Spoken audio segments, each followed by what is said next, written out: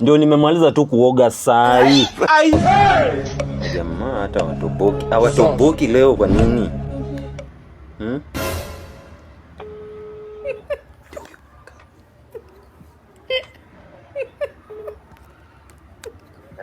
Hello, am I talking to Ian?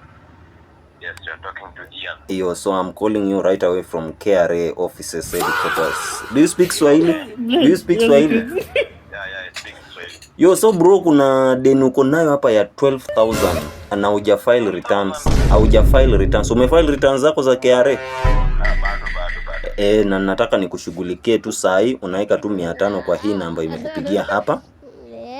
Na hiyo mambo inaisha tu sasa hivi. Tunakushughulikia na nimeona uko na deni ya 12,000. Tunamalizana nayo sahi hapa. Sahi. Hebu nani anarudisha?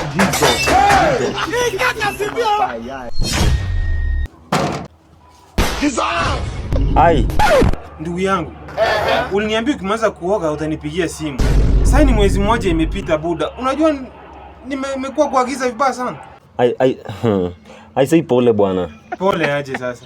I say si nilikwambia nitakupigia simu nikimaliza kuoga. Ukimaliza kuoga. Ndio nimemaliza tu kuoga sai. Ai, Nilikuwa mchafu sana. mwezi mmoja. Si nitakupigia simu. Nimemaliza tu kuoga sai. Lakini bado nitakupigia. Sasa utanipea hiyo 100 ama unipe? Nijue tu sasa. Wewe enda tu nitakupigia simu. Ni nini? Watu si wajinga bwana. But ni sawa tu ndugu yangu. Mimi ni mwanaume na mwanaume huona mengi.